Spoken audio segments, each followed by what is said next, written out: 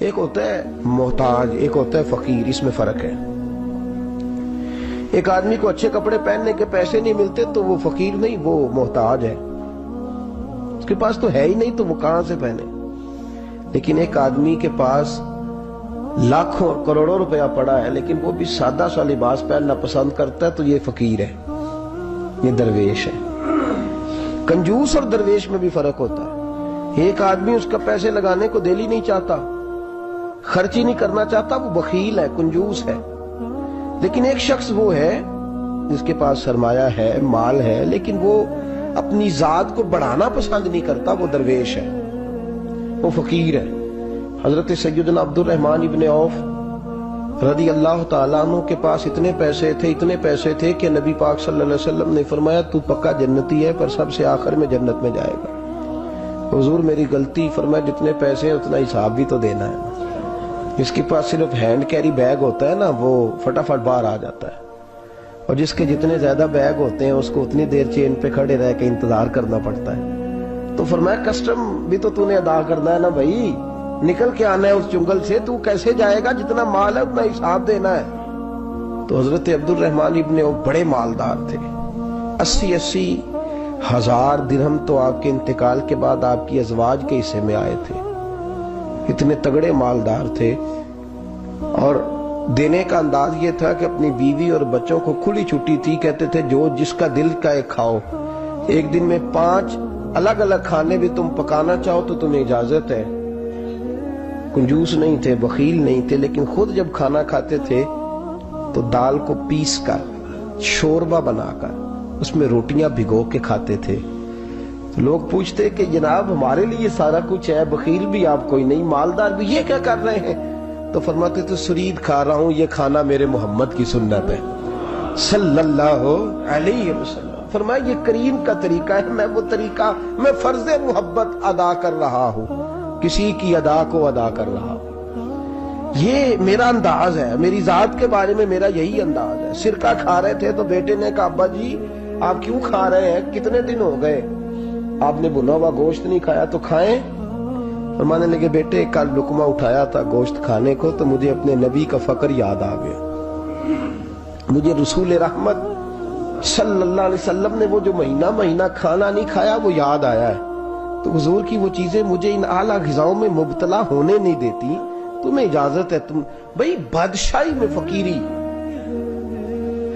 آج لوگوں کے پاس اتنا کچھ ہوتا نہیں جتنا کچھ وہ اپنے آپ کو دکھانا چاہتے، دکھانے کا معاملہ ہو گیا، بلکہ قرض اٹھا کے لوگ اپنے آپ کو بڑا کر کے پیش کرتے، حالانکہ ایسا ہوتا نہیں۔ اسلام فقیری، بادشاہی میں فقیری، میرے رسول پاک صلی اللہ تعالی علیہ وسلم کی ایک حدیث ہے، اگر آپ اس کو سمجھ جائیں تو بہت ساری چیزیں جو ہیں ویسے کھل جائیں گی۔ ایک صحابی نے کہا حضور میرے جسم کو سکون نہیں، وجود کو سکون نہیں، ظاہری وجود کی بات کی، تو حضور نے فرمایا ازہد فی الدنیا فریح القلب والجسد، فرمایا دنیا سے دل دور کر لے، ازہد فی الدنیا، دنیا میں زہد کٹھا کر لے، دنیا داری سے ذرا اپنے دل کو دور کر، اللہ تیرے وجود کو بھی سکون عطا کرے گا اور تیرے دل کو بھی سکون عطا فرمائے گا۔ دنیا داری، ازہد فی الدنیا، ذرا ہٹ نہ دنیا سے، ہٹ ذرا، اللہ تیرے دل کو بھی سکون دے دے گا اور تیرے جسم کو بھی۔ اللہ سکون، راحت، فرحت، فریحاً فی القلب کے لفظ حدیث میں آئے، فرحت دے، فرحت کا معنی خوشی، تسلی، تازگی اللہ عطا فرمائے گا جب تو اپنے آپ کو تھوڑا دنیا سے بچائے گا۔ عزیزو بڑا شوق ہے، ہم دیکھتے ہیں پروٹوکول کا بڑا رنگ ہے، بڑا پروٹوکول ہے لوگوں کا، 2 گاڑیاں آگے 2 پیچھے، بندہ ایک بیٹھا ہے، وہ سمجھتا ہے کہ جو یہ زندگی ہے یہ تو شاید کسی کو اور میسر ہی نہیں۔ اور میں اکثر دیکھتا ہوں، میں کہتا ہوں یار کیسا عجیب شخص ہے، جن پولیس والوں کو اس نے پروٹوکول پہ لگایا ہے نا، حکومت ختم ہوگی تو یہی پکڑ کے اسے جیل میں ڈالیں گے، لیکن یہ خوش ہے۔ حضرت ابو علی قلندر رحمت اللہ تعالیٰ علیہ کا ایک درویش تھا، تو وہ سڑک سے گزر رہا تھا، علاؤالدین خلجی کا زمانہ تھا۔ علاؤالدین خلجی بہت بڑے حکمران ہوئے متحدہ ہندوستان کے، پاکستان، ہندوستان، افغانستان، سب پہ ان کی مشترکہ حکومت۔ تو ان کا ایک گورنر روڈ سے گزرنا تھا، اس نے تو سپاہی جو تھے وہ رستے صاف کرا رہے تھے، تو ایک بزرگ تھے حضرت ابو علی قلندر کے مرید تھے، خلیفہ تھے، تو وہ بھی روڈ پہ گزر رہے تو تنے تنہا ہاتھ میں چھڑی پکڑی ہے، تنے تنہا گزر رہے ہیں۔ تو وہ کہنے لگے بابا جی سائیڈ پہ ہو جائیں، گورنر صاحب نے گزرنا ہے۔ تو فرمانے لگے اتنی سڑک پڑی ہے گزر جائے گا کہ مجھے سائیڈ پہ کر کے گزر جائے؟ انہوں نے کہا نہیں آپ کی مہربانی ہٹ جائیں۔ کہا بھئی میں کیوں ہٹوں؟ وجہ اس کی اتنا رستہ ہے گزر جائے، میں بوڑھا آدمی ہوں، تم مجھے سائیڈ پہ کرو گے پھر رستہ ڈھونڈتا پھروں گا۔ کہا بابا تیری مہربانی ہٹ جا، نگاہ فقر میں شان سکندری کیا ہے، اور خراج کی جو گدا ہو وہ کیسری کیا ہے۔ اس نے کہا میں اس کو کیا سمجھتا ہوں، بادشاہ ہوگا تو گھر ہوگا، میں اسے کیا سمجھتا ہوں، اور میں ناراض نہ ہوئیے گا، امیروں کو خراب غریبوں نے کیا ہے، بڑوں کو خراب چھوٹوں نے کیا۔ اگر ہم گاڑیوں کے آگے پیچھے بھاگنا چھوڑ دیں تو لیڈر سیانے ہو جائیں، یہ ہمارے نعرے تباہی کرتے ہیں، ہم نہیں سمجھتے کہ ہم کتنا نقصان کرتے ہیں۔ نگاہ فقر میں شان سکندری کیا ہے، خراج کی جو گدا ہو وہ کیسری۔ اقبال کہتے ہیں کہ وہ تو بڑے فقیر ہیں جن کو تم بادشاہ سمجھتے ہو، تمہارا ٹیکس نہ ملے تو ان کی حکومت نہیں چلتی، تو خراج کی جو گدا ہو وہ کیسری کیا۔ خیر حضرت ابو علی قلندر رحمت اللہ علیہ کے وہ درویش جو تھے نا، وہ روڈ پہ کہا بابا جی ہٹ جائیں، کہنے لگے نہیں ہٹتا۔ انہوں نے بازو پکڑ کے نا بابا جی کو ذرا زور لگانا چاہا تو بابا جی نا آلتی پالتی مار کے چوکڑی مار کے تو زمین پہ بیٹھ گئے، کہنے جو اٹھایا جاتا ہوں تو اٹھا لو۔ اب تو درویش کبھی ضد کرتے نہیں، اور اگر کریں تو مسلم شریف میں میرے نبی پاک نے فرمایا رب اشغاز اکبر لو اقسم علی اللہ لابرہ، فرمایا رب کریم کا بندہ تو اللہ کو قسم دے دے تو اللہ اس کی قسم کو پورا فرما دیتا ہے، اللہ اس کی قسم کو پورا فرماتا ہے۔ تو میں جاؤ اٹھتا ہوں تو اٹھا لو۔ بحث ہونے لگی، لوگ کٹھے ہو گئے، رش ہو گیا، تو اتنی دیر میں گورنر صاحب کی سواری بھی پہنچ گئی۔ تو گورنر صاحب کہنے لگے بابا اٹھتا کیوں نہیں؟ فرمانے لگے کیوں اٹھوں، اتنا رستہ ہے گزر جا۔ میں بابا اٹھ کیوں شور ڈالا ہوا؟ کہنے لگے تو میرے نوکر کا نوکر ہو کے مجھے اٹھنے کا کہتا ہے، میرے نوکر کا۔ غصہ آیا تو اس نے بابا جی کو تھپڑ مار دیا۔ بابا جی اور ہنسے، کہنے لگے تجھے کہا تھا نا نوکر کا نوکر ہے، تو واقعی نوکر ہے۔ اس نے کہا میں تھپڑ مارتا ہوں، بابا ہنستا ہے۔ یہ زیادہ انسلٹ ہوتی ہے، آپ کر کے دیکھیں، آپ غصے کے جواب میں غصہ کریں تو سامنے والے کو کوئی سزا نہیں۔ آپ کبھی گالی کے جواب میں مسکرا دینا یار اب میں تیرے ساتھ بات کروں، تیرے ساتھ بحث کروں، تو یہ زیادہ بڑی سزا، یاد رکھیے گا۔ ہم تو دشمن کو بھی پاکیزہ سزا دیتے، ہاتھ اٹھاتے نہیں، اسے اس کی نظروں سے گرا دیتے۔ جب تھپڑ مارا تو بابا جی ہنس پڑے، کہنے لگے تجھے کہا تھا نا تو غلام ہے، تو بھائی واقعی غلام ہے۔ اب جب ہنسے تو اب اس کو ڈھارس ہوئی، توجہ ہوئی، کہنے لگا بابا ماجرا کیا ہے، میں کیسے غلام کا غلام ہوں؟ تو بابا کہنے لگا دیکھنا، تجھے مسجد آنے کا کہے تو تیرے لیے مصیبت ہے، اتنے لوگوں کو تو ٹائم دے لیتا ہے لیکن اللہ کو تو نہیں دے پاتا، تو نفس کا غلام ہے اور نفس میرا غلام ہے، لہذا تو میرے غلام کا غلام ہے، تو میرے نوکر کا۔ کہنے لگے یہ ساری نفس پرستی ہے، یہ جو تو نے دنیا داری اکٹھی کی ہوئی ہے نا، یہ جو تیرے نعرے لگ رہے ہیں اور تو سمجھتا ہے کہ یہ میرے، یہ تو تنخواہ دیتا ہے، تیرے نعرے لگاتے ہیں، ذرا تنخواہ چھوڑ کے بات کر، پھر دیکھ تیرے کتنے نعرے لگتے ہیں۔ تو یہ ڈرتے ہیں تجھ سے، لوگ تیرے آگے پیچھے بھاگتے ہیں، ذرا اقتدار سے سائیڈ ہو تو یہ پتہ لگے تیری قیمت کیا ہے۔ تو سمجھتا ہے کہ میری جیب میں پیسے ہیں، لوگ مجھے سلوٹ کرتے ہیں، تو نہیں ہے، تجھے سلام کوئی بھی نہیں کر رہا، تیری جیب کو سلام ہو رہا ہے، تیرے عہدے اقتدار کو اور تیری وحشت اور دہشت کو سلام ہے۔ اس نے کہا حضرت جی مجھے سلام کب ہوگا؟ تو فرمانے لگے جب تو بادشاہی میں فقیری کرے گا، جب تو بادشاہی میں بھی فقیری ہوتی ہے میرے عزیزوں، بادشاہی میں بھی فقیری ہوتی ہے۔ آپ کے اس ہندوستان کے ایک بادشاہ کا نام اورنگزیب عالمگیر بھی ہے۔ اورنگزیب عالمگیر کے انتقال کا وقت آیا نا، تو اورنگزیب عالمگیر بیمار ہوئے، آخری وقت منبر پہ چڑھے اور لوگوں کو کہنے لگے لوگوں تم مجھ سے اکثر پوچھتے تھے نا کہ بادشاہ تیری 2 انگلیوں پہ سیاہی کو لگی رہتی ہے اور تیرے ہاتھوں میں سوراخ کیوں رہتے ہیں؟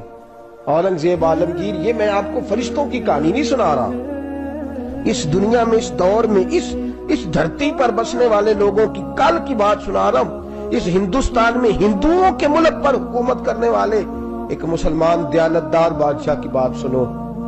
کہتے ہاتھوں میں سراغ کا پوچھتے تھے نا تم لوگ, اور تم مجھے پوچھا کرتے تھے تیرے ہاتھوں پہ سیاہی کیوں لگی ہوئی ہے. اورنگزیب عالمگیر متحدہ ہندوستان کا مطلق العنان بادشاہ کہنے لگا میرے انتقال کا وقت آ گیا ہے. اب میں تمہیں بتاتا ہوں, میں نے ساری زندگی حکومت کے خزانے سے 1 روپیہ تنخواہ نہیں لی. میں کتابت کرتا تھا, کتابیں لکھ کے جو مجھے مزدوری ملتی تھی, اور میں ٹوپیاں سیا کرتا تھا, میرے ہاتھوں میں سوراخ ہو جاتے تھے. میں نے اس کا رزق حلال کھایا ہے. اور فرمایا 50 روپے فلاں جگہ میں نے رکھ دیے ہیں, میں مر جاؤں تو اس کا مجھے کفن دے دینا, اور لوگوں کو بتانا کہ وہ ہندوؤں میرے رسول پاک صلی اللہ علیہ وسلم نے جس طرح مجھے کہا تھا میں نے اس طرح حکومت کی. وہ خطبہ پڑھ رہے تھے, اورنگزیب خطبہ پڑھ رہے تھے, اور گلیوں میں کھڑے ہندو کلمہ پڑھ پڑھ کے مسلمان ہو رہے تھے. میرے دوست, یہ بادشاہی میں فقیری. ہمارے پاس تو پیسے آتے ہیں تو ڈرائیور کی ذمہ داری ہے, یہ بھی پروٹوکول ہے. ڈرائیور نے گاڑی بھی چلانی ہے اور صاحب کا دروازہ بھی کھولنا ہے. اس نے اندر بیٹھیں گے تو دروازہ بھی ڈرائیور صاحب نے. نفس پرستی ہے, جتنا مرضی آگے لے جاؤ, اتنا مرضی. یہ کوئی بادشاہی, یہ کوئی آپ کا بڑا پن نہیں ہے. وہ تنخواہ لیتا ہے, مجبور ہے, کیا کرے. ہو سکتا ہے کل کو اس کے پاس پیسے آئیں تو بدلہ لینے کے لیے آپ کو ہی بلا لے کہ چل میرا دروازہ کھول.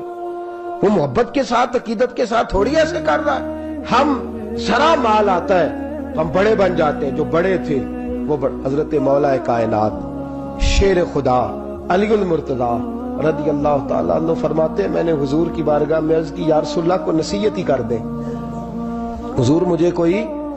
تو حضور نے فرمایا علی جو دنیا میں پروٹوکول لیتا ہے آخرت میں رسوا ہو جاتا ہے. جو دنیا میں دنیا داری دبدبے تنتنے کی خواہش کرتا ہے, خواہش کرت. ملا رومی رحمت اللہ علیہ نے بڑا عجیب جملہ لکھا ہے. ملا رومی کہتے ہیں ہمارے پاس فرعون جتنے پیسے نہیں, نمرود جتنی دولت نہیں, ورنہ کئی لوگوں کا خدا بننے کو دل کرتا ہے. معاذ اللہ تعالیٰ. وہ کہتے ہیں کئی لوگوں کا دل کرتا ہے کہ لوگ ہمیں سجدہ کریں, لیکن فرعون اور نمرود جتنی طاقت دولت نہیں, ورنہ لوگ کرائیں. معاذ اللہ تعالیٰ. خواہشات نفس اتنی بڑھ گئی ہیں. اچھا لگتا ہے, اچھا لگتا ہے. ہمارے لیڈران کہتے ہیں 2-4 بندے ہلکے میں مرے نہ تو الیکشن کا مزہ ہی نہیں. معاذ اللہ تعالیٰ یہ ہمارا حال ہو گیا. ہم نعرہ بازی کی قائل قوم ہیں, ہم نعروں پہ زندہ رہنے والے نفس پرست بنتے جا رہے ہیں. شیر خدا رضی اللہ تعالیٰ عنہ فرماتے ہیں رسول کریم نے فرمایا جو یہاں عزتیں ڈھونڈتا ہے, یہاں خواہش کرتا ہے نعروں کی, پروٹوکول کی, آخرت میں رسوا کر دیا جاتا ہے. اور فرمایا جو یہاں جھک جاتا ہے اللہ قیامت میں اسے عزتیں عطا فرما دے گا. یہ حضور نے نصیحت فرمائی. حضرت عمر بن عبدالعزیز, زمانہ ڈرتا تھا, بڑا نام ہے. فقیری اور چیز ہے, درویشی. اقبال کہتے ہیں دیار عشق میں اپنا مقام پیدا کر, نیا زمانہ نئے صبح و شام پیدا کر. خدا اگر دل فطرت شناس کرے عطا تجھ کو, سکوت لالا و گل سے کلام پیدا کر. میرا طریق امیری نہیں فقیری ہے, خود ہی نہ بیچ غریبی میں نام پیدا کر.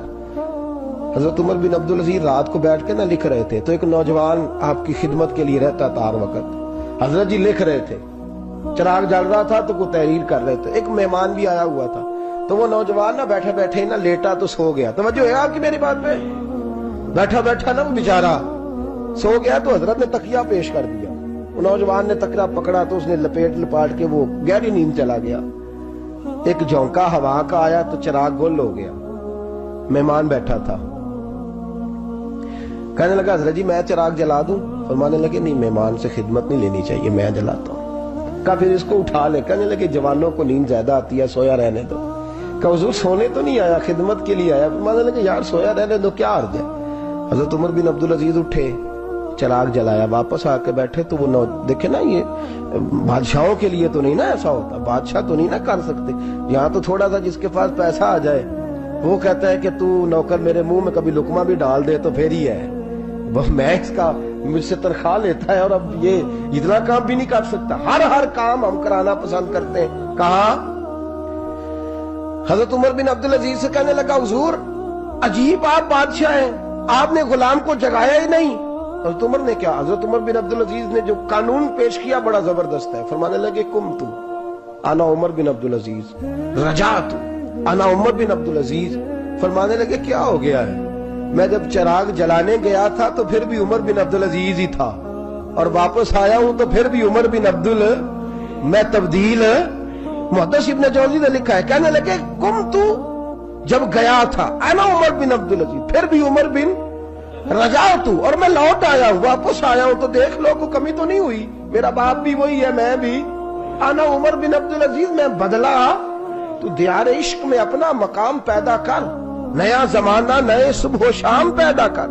बादशाही में जो फकीरी है ना मेरे दोस्त, जो उसकी लज्जत है, देखिए ना रसूल पाक सल्लल्लाहु ताला अलैहि वसल्लम दो जहां के बादशाह। हुजूर फरमाते हैं मेरे दो वजीर जमीन पे हैं, दो आसमानों पे हैं। वजीर किसके होते हैं? बोलिए ना, दो मेरे वजीर, तिरमिजी की हदीस है, दो जमीन पे हैं, दो। हुजूर जमीन वाले वजीर कौन से हैं? फरमाया अबू बकर और उमर। आसमान वाले कौन है? फरमाया जिब्रील और मीकाईल अलैहिमुस्सलाम। मेरे दो वजीर यहाँ हैं, दो वजीर। हुजूर बादशाह है, वो दो आलम की रहमत थे, जहां चाहते वहीं रहते, ये उनकी मेहरबानी है कि ये आलम पसंद आया। हुजूर दो जहां के बादशाह हैं, लेकिन मेरे नबी पाक कपड़ा खुद सी रहे हैं। जूता टूट गया है तो रसूल पाक सल्लल्लाहु अलैहि वसल्लम उसको गांठ भी, उनते मेरे ख्याल है जुती ढुलाने वाला काम मौकी नहीं गया जी। मेरा नहीं ख्याल कि अब कोई 10,000 जो तनख्वाह लेता है वो भी जूता गांठता हो। नहीं, आप ही की गंढना, किसी को भी नहीं गंढाईदा। क्या ख्याल है आपका? ठीक बात कर रहा हूं। नबी पाक जूता भी खुद गांठते, कपड़ों को पेबंद भी, हुजूर अपने कपड़े धो भी खुद लेते। मेरे रसूल पाक सल्लल्लाहु अलैहि वसल्लम घर में बकरियों का दूध भी धो लेते, और ऐसा भी होता। ये बादशाही में फकीरी है ना, दो जहां के बादशाह है, लेकिन सलाम उस पर के जिसने बादशाही में फकीरी की। रसूल करीम सल्लल्लाहु अलैहि वसल्लम, हज़रत आयशा फरमाती हैं घर आए, कहा आयशा खाना तैयार है? कहा नहीं हुजूर अभी तो खाना तैयार करना है। फरमाया तुम आग जलाओ, मैं आटा गूंद देता हूं। किसकी बात है? नहीं लड़ना चाहिए, रखना चाहिए, तुझी मंगया दे हाँ पैसे मेरे को पहली दे, मैं डंडे नहीं मारने। मैं आया तो पता नहीं मैं किड्डी बला दा नाम है, तुसा टुकर ही नहीं पकाया, वो मैं आ गया घर तो पता ही नहीं लगा, मैं ही आ गया घर। अल्लाह खैर कर, भाई हिटलर ना बनो, हर जगह हिटलर ना बनो।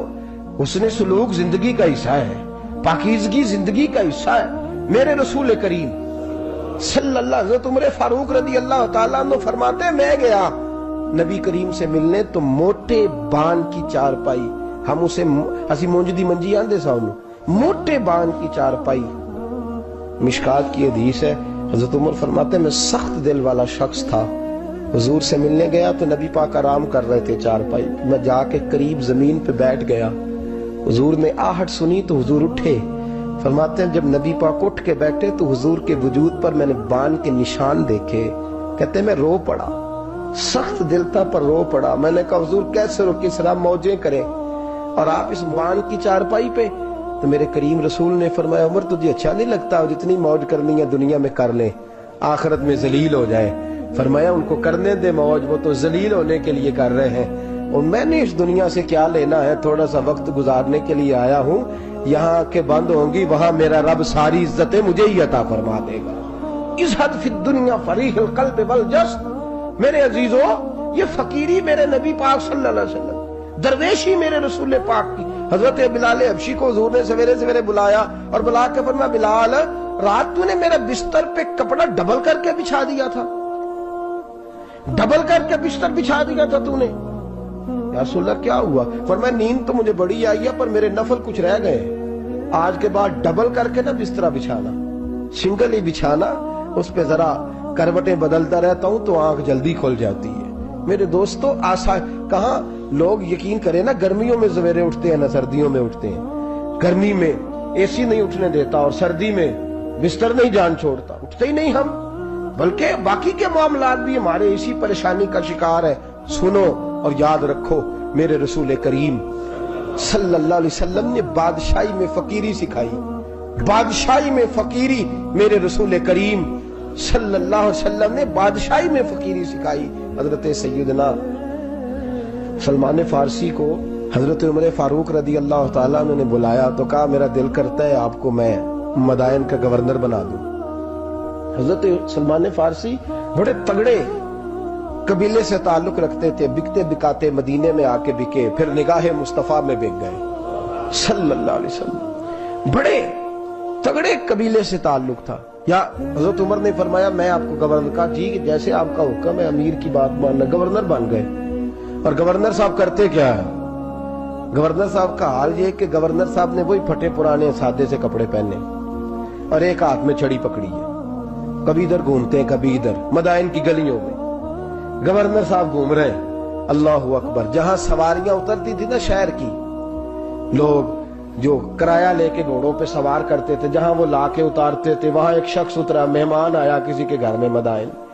وہ شخص مہمان آیا تو اس کے بعد بڑے بڑے بکسے تھے، اس نے حضرت سلمان فارسی کو گھومتے دیکھا، کہنے لگے او غلام ادھر آئے نا، او بولیے او غلام ادھر آ۔ حضرت سلمان فارسی کہنے لگے جی جناب۔ کہنے لگے میرا سامان اٹھا اور فلاں گھر میں نے جانا چھوڑ کے آ۔ جرت تو کرے کوئی جرت تو کرے کونسلر صاحب کو بھی آواز دینے کی، طاقت تو کرے کوئی، ایک معمولی سپاہی کو بھی کہنے کی جو نہ سب انسپیکٹر ہے نہ وہ کسی عہدے پہ فائل ہے، صرف ایک سادہ قوم کا وہ پیر، اس کو کہہ کے تو ادھر آؤ غلام۔ بھائی گورنر کوئی کہہ دیا، گورنر صاحب نے سر کے اوپر بکسا اٹھایا ہے اور گلیوں میں گزر رہے، کہتے ہیں بھائی غلام کو رستہ دے دو، ذرا سامان وزنی ہے، ذرا غلام کو رستہ دے دو، سامان وزنی ہے، پیچھے ہٹ جاؤ، ذرا رستہ دے دو۔ شہر میں داخل ہوئے تو لوگ دوڑے آئے، کہا حضور ہمیں دے دیں۔ فرمایا نہیں، اس نے مجھے کہا ہے غلام اٹھا۔ وہ شخص شرمندہ ہو گیا، کہنے لگا حضور مجھے کب خبر تھی کہ آپ گورنر ہیں، غلطی ہو گئی، میں غلام کہہ بیٹھا۔ حضرت سلمان فارسی رو پڑے، فرمانے لگے تو میرا محسن ہے، تو نے تو مجھے میری اوقات یاد کرا دی ہے، میں غلام ہوں، میں کھجوریں بیچا کرتا تھا، میں مدینے میں نوکری کرتا تھا، تو نے اچھا کیا ہے۔ فرمایا نا تو تو میرا محسن ہے، تو نے مجھے یاد کرا دیا، میں کیا نا اب میں ہی لے کے چلوں گا۔ رستے میں جا رہے ایک شخص دوڑا آیا، کہنے لگا حضور وزنی بڑا ہے مجھے دے دیں، یہ بادشاہ ہے، فقیری ہو رہی ہے، حضور وزنی بڑا ہے مجھے دے دے، میں اٹھا لیتا ہوں۔ تو حضرت سلمان فارسی فرمانے لگے پہلے وعدہ کر قیامت کے دن میرے گناہوں کا بوجھ اٹھا لے گا، وعدہ کر، تو کہے گا اللہ کے حضور کے یا اللہ سلمان کے جو پاپ ہے ان کا بوجھ میں اٹھاتا ہوں۔ کہنے لگا حضور میں تو اپنا نہیں اٹھا سکتا۔ فرمایا پیچھے ہٹ جاؤ، اگر وہاں میرا کوئی بوجھ نہیں اٹھا سکتا تو یہاں بھی کوئی نہ اٹھائے۔ حضرت سلمان فارسی رضی اللہ تعالیٰ عنہ گورنر ہے صوبے کے۔ میرے دوست ہماری یہ جو جھوٹی انا ہے نا، لوگ میرا استقبال کرے، مجھے اٹھ کے ملے، مجھے پروٹوکول دے، میرا نام جپے، میں ہوتی رہے ہر جگہ، بس مجھے ہی لوگ جانے۔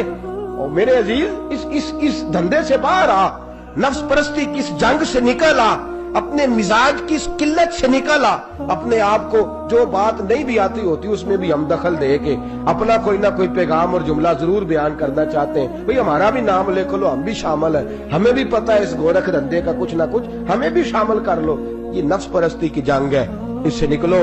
اگر رب کریم نے بادشاہی دی ہے تو اس میں فقیری کرو، کبھی کبھی اپنے کپڑے خود استری کر لینے چاہیے، نہیں نہ بولے آپ لوگ، مشکل کام بتا دیا نا میں نے۔ کس کے کپڑے استری کرنے کو کہا ہے جی؟ اللہ خیر کرے، میں کیا رہے، میں تو ماڑے دی گل کر چھڑی ہے، بولے نہیں نا آپ لوگ۔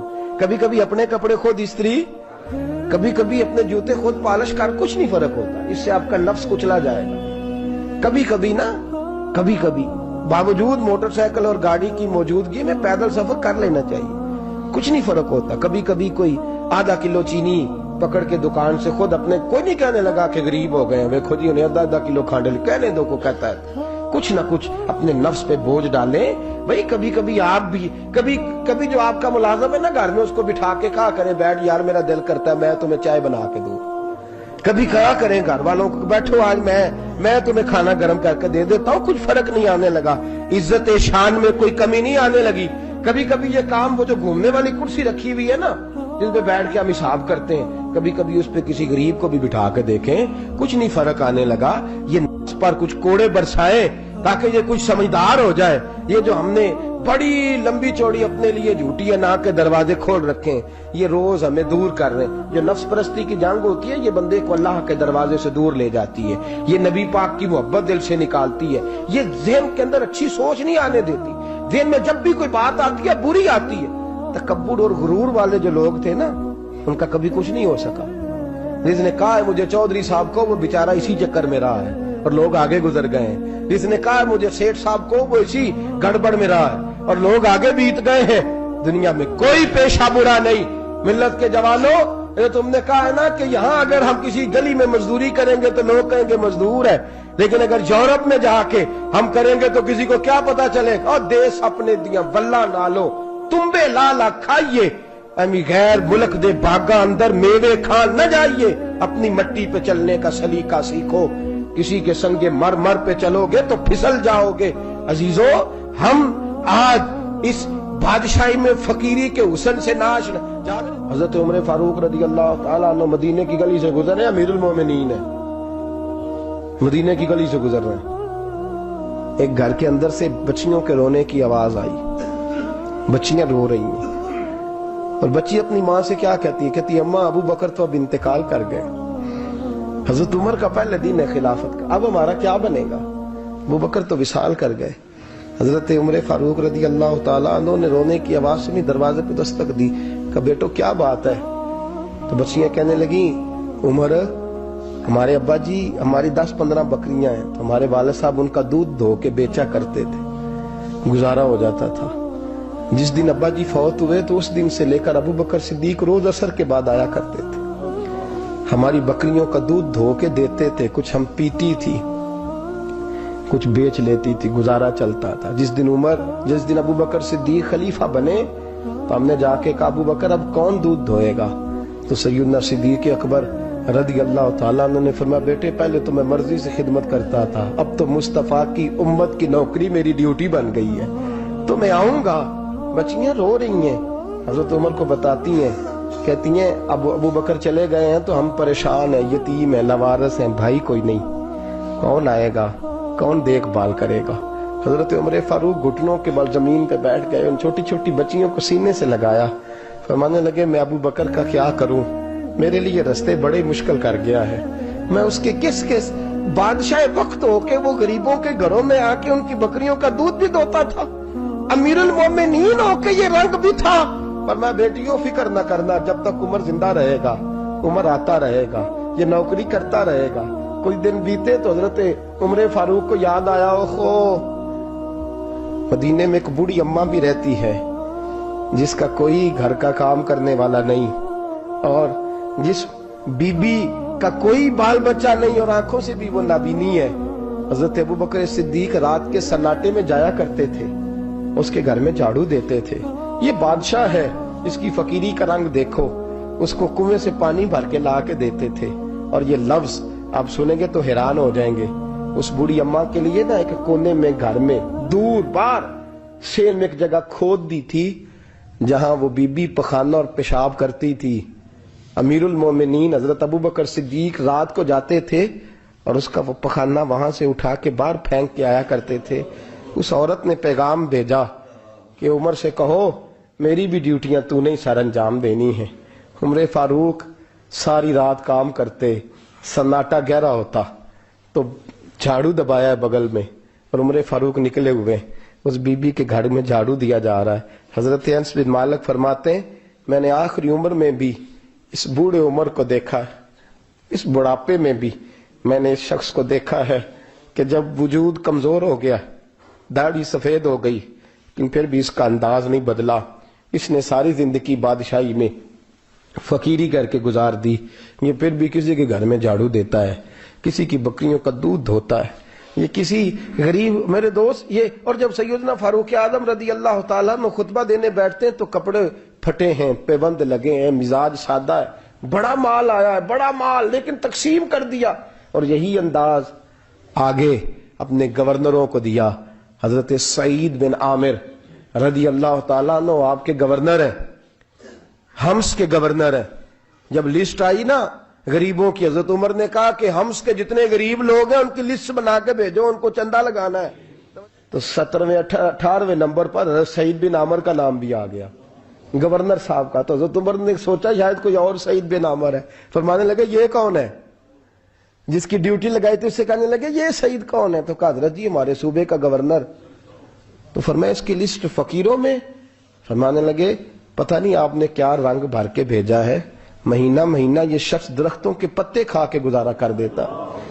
کہ یہ میں فرشتوں کی کہانیاں نہیں سنا رہا آپ کو، میں آپ کو جنات کی یا عالم بالا کی باتیں نہیں، اس دھرتی پہ بسنے والے، اس دھرتی پہ وقت گزارنے والے میرے رسول پاک کے تیار کردہ ہیرو کی باتیں عرض کر رہا ہوں.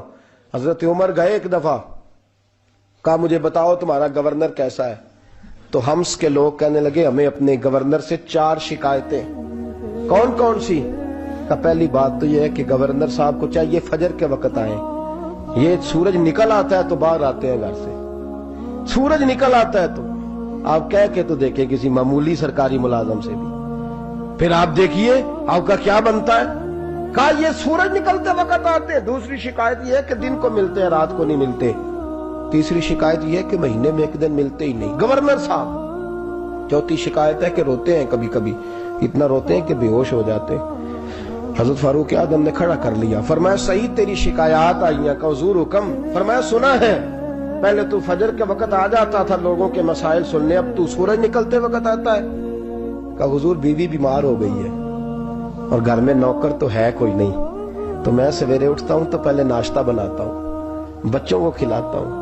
اس عورت نے 35 سال میرے ساتھ وفا کی ہے، اب چارپائی پہ ہے تو میں اس کے منہ میں لقمے ڈالتا ہوں. کہا اسے کھانا کھلا کے جب وہ دعا دیتی ہے تو پھر نکلتا ہوں.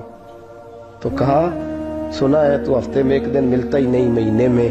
کہنے لگے حضرت جی جب مدینے سے آیا تھا تو ایک کرتا اور ایک تامت ساتھ لایا تھا، مجھے آج 2.5 سال ہو گئے ہیں میں نیا لباس نہیں خرید پایا. میں نے عرض کی میں اس دھرتی پہ بسنے والے لوگوں کی داستان سنا رہا ہوں. کہا میں اپنی تامت دھو کر خشک ہونے کو ڈال دیتا ہوں، اسے آدھا دن لگ جاتا ہے، خشک ہوتی ہے تو تامت پہن کے قمیض دھو لیتا ہوں اور پھر قمیض ڈال دیتا ہوں. حضرت جی سارا دن بیت جاتا ہے تو باہر نہیں آ پاتا. حضرت عمر فاروق کی گردن جھک گئی. کا سنا ہے تو رات کو ملتا ہی نہیں. یہ لفظ کہے تو حضرت سعید بن عامر کہنے لگے یہ میرا راز تھا، آپ میرے امیر نہ ہوتے تو کبھی فاش نہ کرتا.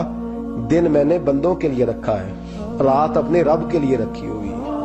میں رات کی تنہائیوں میں اپنے کریم کی بارگاہ میں جاتا ہوں اور میں سارے دن کے گناہوں کی معافی مانگتا ہوں. میں اپنی غلطیوں کی تلافی کا سوال کرتا ہوں، اس کے حضور جاتا ہوں، اسے دکھڑے سناتا ہوں. رات میری اس کے لیے بیت جاتی ہے. حضرت عمر کی اور گردن جھک گئی. فرمایا یہ بتا کہ تو ملتا ہی نہیں، کبھی کبھی تو روتا ہے اور بے ہوش ہو جاتا ہے.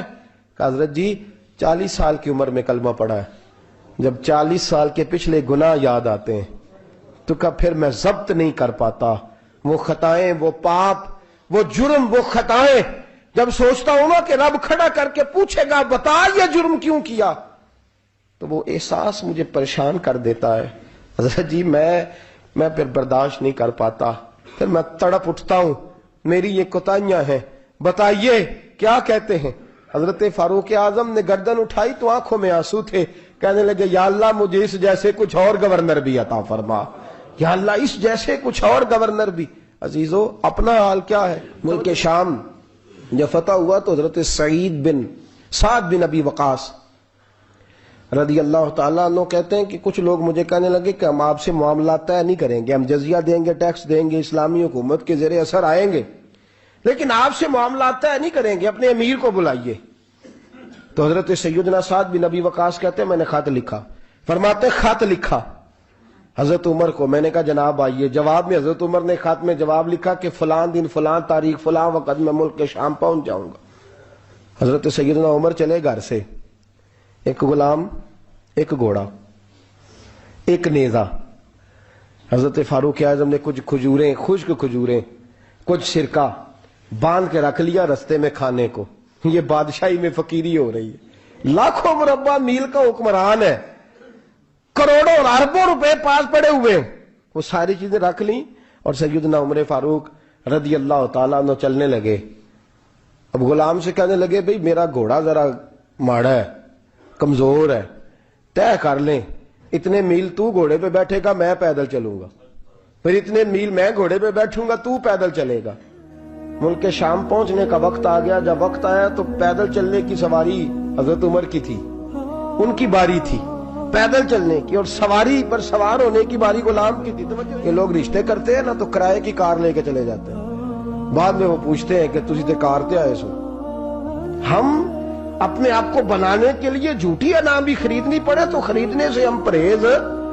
ہم جو بتاتے وہ ہم ہوتے نہیں, اور جو ہوتے ہیں وہ ہم بتاتے. حضرت سیدنا عمر فاروق رضی اللہ تعالیٰ عنہ سواری پہ غلام ہے, خود پیدل ہے, اور حال کیا ہے, بارش ہوئی تھی تو کچھ پانی کھڑا تھا چھوٹے چھوٹے جوہڑوں میں, چھوٹے چھوٹے تالاب بنے ہوئے تھے, پانی کھڑا تھا. تو حضرت عمر فاروق رضی اللہ تعالیٰ چمڑے کے جوتے پہنے, وہ جوتے دونوں اتار کے تو بغل میں دبا لیے. حضرت سعد بن ابی وقاص فرماتے ہیں اسی بغل میں نیزہ رکھ لیا اور تامت تھوڑا اونچا کر لیا کہ پانی سے چلنا ہے, اور غلام کو گھوڑے پہ بٹھایا ہے اور گھوڑے کی لگام پکڑی ہے تو یوں پیچھے رکھی ہوئی. اور حضرت سیدنا فاروق اعظم رضی اللہ تعالیٰ عنہ آ رہے ہیں. غلام کہنے لگا حضور لوگ دیکھ رہے ہیں, مہربانی کریں بیٹھ جائیں. فرمانے لگے نہیں باری تیری ہے, تو ہی بیٹھے گا.